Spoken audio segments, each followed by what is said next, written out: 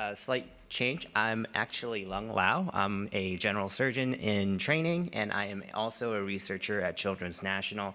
Dr. Cha is in the audience, and he and I have been working on our Clarity speckle imaging system over the last 2 years, and I'm very happy and excited to present it today.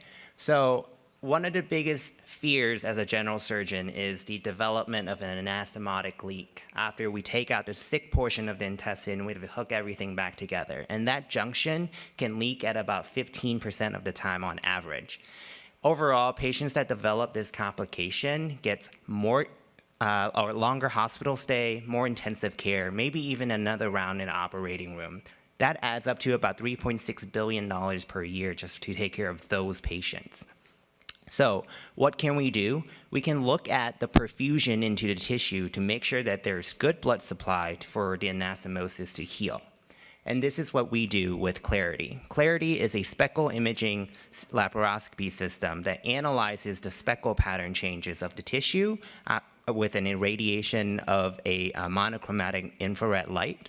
And from there, we can assess the speckle pattern and gather the perfusion, as you can see in the video, that there's a section where there's no perfusion versus perfusion with the blue overlay. And so it's a non-invasive, dye-free method for digital angiography. And I believe that with Clarity, we can improve surgical outcomes.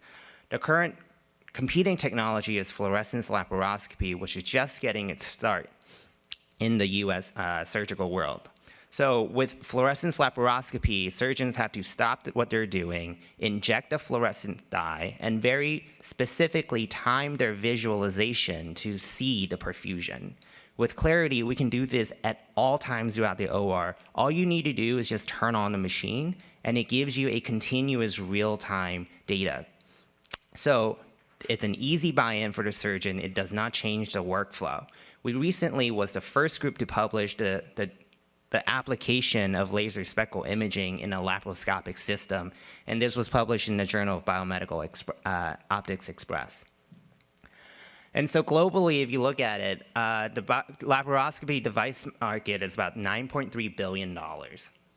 Novadaq, which was the first company to introduce a clinical fluorescence laparoscopy system, after 10 years was sold to Stryker recently for $700 million. We know there is a strong drive to improve surgical imaging and surgical vision, and I believe that our Clarity system, our laser speckle contrast imaging, is going to be the next big thing. So right now we have a working proof of concept. What we would like to do is to get the end result would be a camera, a light box, and a graphical processing unit that can do the analysis and put it into the surgeon's hands. So this is likely a 510K process, and we believe this will be a Class 2 device. So we are a very young research group. So Dr. Cha and I are still at Children's. And so this is where we appreciate the opportunity to present to you guys and to have M2D2 to support us, to help us transfer our technology out of the institute and into a startup, and hopefully get our device into the clinical world within the next 5-10 years. So along with that, funding from and advice for developing our startup, as well as FDA direction would be wonderful. We have a strong team of support behind us, engineers, and our institute leadership, Dr. Anthony Sandler and Dr. Eskandanian, have been both wonderful in guiding us. Thank you for your great presentation.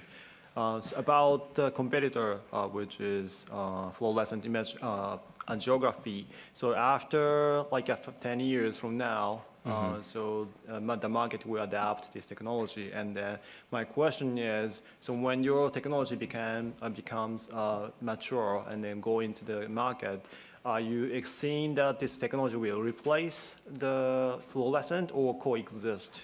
From a clinician, I believe it would be a coexisting method. The best thing about our technology is that it uses the same near-infrared and infrared light. So the sensor will be the same.